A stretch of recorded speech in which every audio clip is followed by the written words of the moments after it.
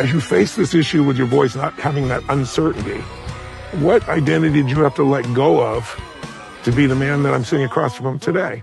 Dreams don't have to end just because we're 60. It's my life. You have to give up who you think you are to become who you want to be. We got to reinvent, we got to be resilient, and I think that's why you're here 42 years later, as popular as you've ever been. I'm not afraid of shedding the skin with each decade.